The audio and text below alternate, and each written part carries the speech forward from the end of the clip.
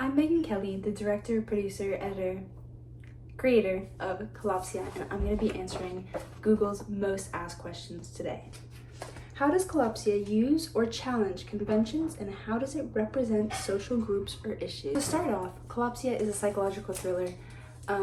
During my thought process of creating this movie, I immediately knew I wanted to create a psychological thriller. So in a psychological thriller, the slow, heavy build-up and it changes so drastically, yet the audience is not fully aware of it. There's many plot twists, many curves you're not going to be expecting. A lot of the time there's an eerie and disturbing feel that's meant to disrupt the audience and make them feel uncomfortable. Suspense is a big factor in psychological thrillers, and I really wanted to show that suspense at the very beginning of my film to introduce my idea to the audience like that. In the first 2 minutes of my film, it starts very domesticated and very calm, and towards the end of the film, it's everything but that. As the film opens, there's cooking shots of creating a normal breakfast, a smoked salmon bagel, and putting some cookies in the oven.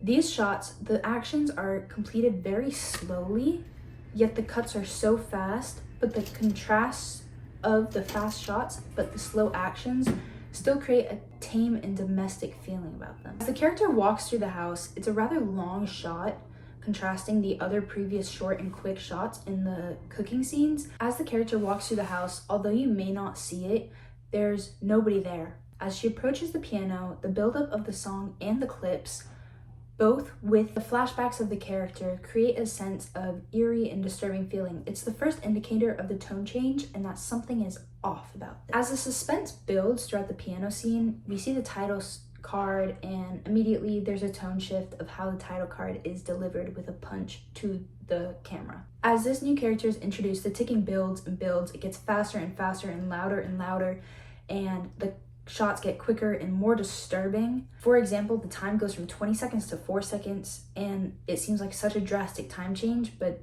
it's in perspective of the main character, and the main character doesn't really have a good grasp on reality.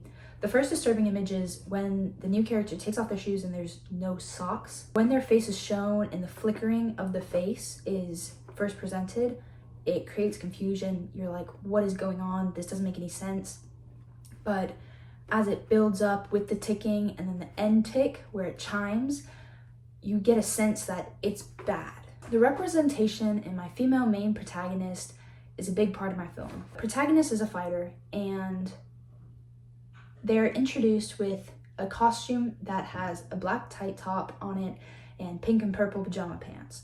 The pajama pants are an indicator of the comfort they feel in her own home, and the coloring of the pants is very important.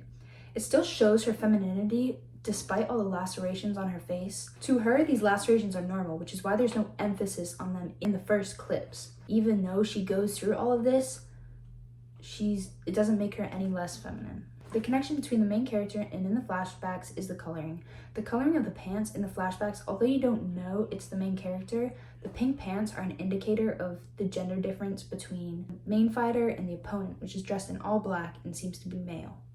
Despite these feminine features being shown, she still participates in all of these activities and continues fighting. She never stops. She's trying to prove herself, and it represents women in the fighting ring also persevering through her mental illness. The next question we have here is, how does Collapsia engage with audiences, and how would it be distributed as a real media text? So my main target audience for this film is older audiences, usually 21 and up, due to the heavy material that is presented in it. It really accommodates to both genders due to, one, the mental illnesses and the beauty of the film itself, and two, the actions in it, the fighting, the quicker pacing. This also brings attention to the male audience. The reason we picked Hulu and YouTube TV as our streaming services, it accommodates to our older audiences. It will also be made public through this film festival, firstly before it comes onto streaming services.